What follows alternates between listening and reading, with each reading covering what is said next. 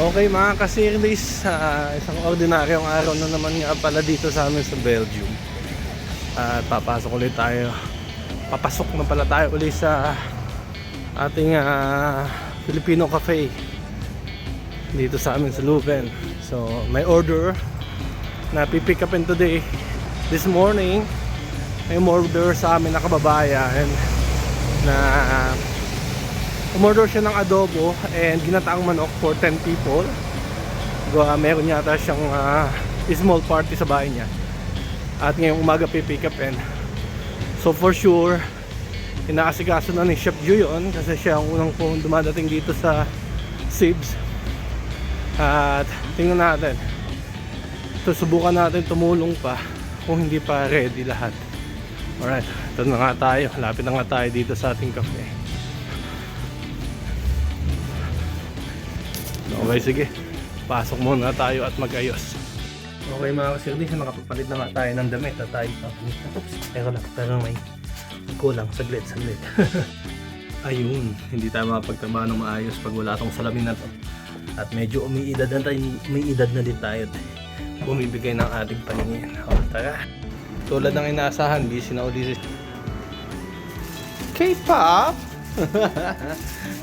Gana down yung kulit.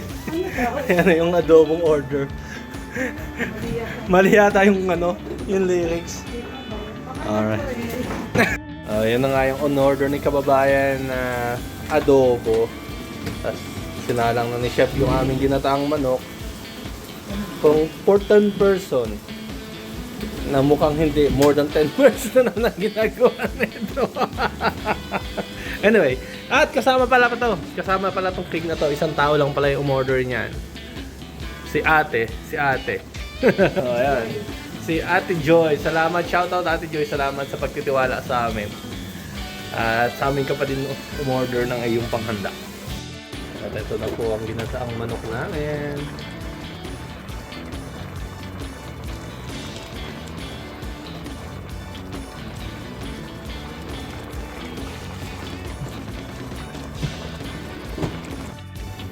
Right, dating si Chef.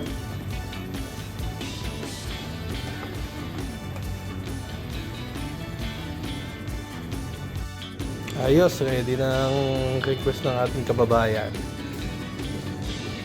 Kahit paano naman, ay mga dumadating pa din. Kahit napakagumi ng panahon, maulan, maulap. Hi Asha.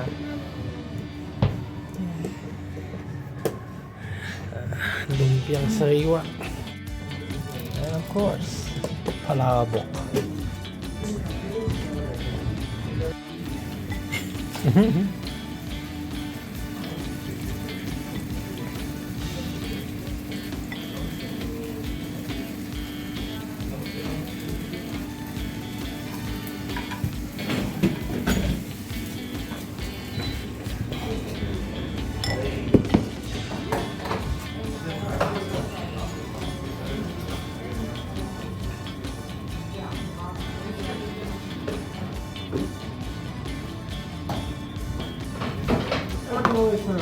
Yes, altogether, yes, 47 calories.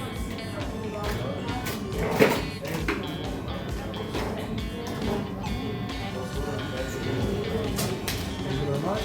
Have a nice day.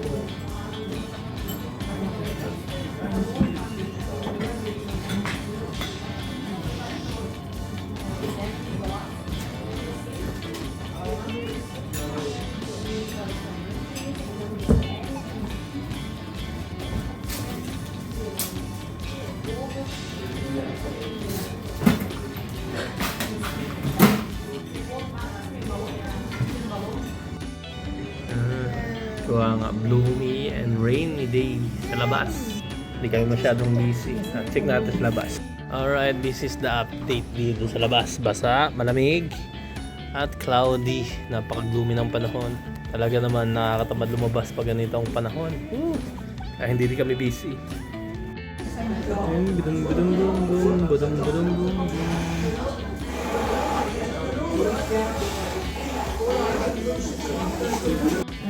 Chef, ano yan, Chef?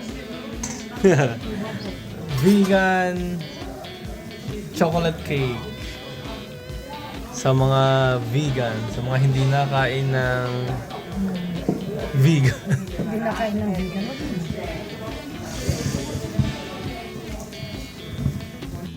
Para sa mga mahihirap spelling na tao. Oh, hindi naman. Hindi ko naman sasabihin yun. Tatanggalin ko naman yung ano. Nagpalaki ng braso. Ang braso ni Chef. At yun na nga last push na kanina at wala nang tao ngayon. Ito ongoing cake si Chef Joe na pipick upin bukas. Naghihintay na lang tayo ng few minutes para makakapagsarado na tayo. At nandito nga pala si Macy. Tapos na sa school niya. So guys, dito nga pala. At ayan tayo magsarado na at makapaglinis na. So, nang makauwi na. So guys, pag napadalaw kayo dito sa amin sa Belgium, especially na sa Leuven, don't forget to visit us, ang Sibs. Sibs Cafe dito sa Belgium, Leuven. Alright, let's go home. At maaga nga ako umuwi, may sakit si Mrs. Kaya kailangan namin pumunta ng doktor para magpa-check up.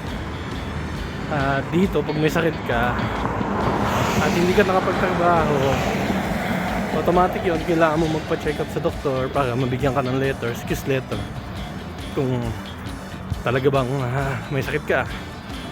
At pag meron ka naman, mababayadan yung day mo na hindi ka pumasok, bayad pa din yan basta may letter from doctor. A few moments later.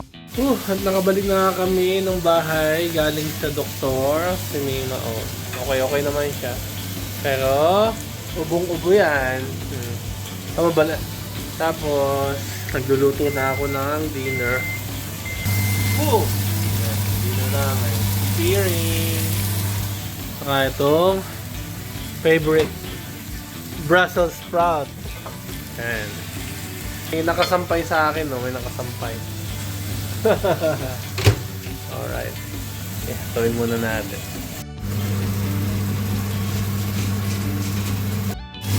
Kasama niya na bread.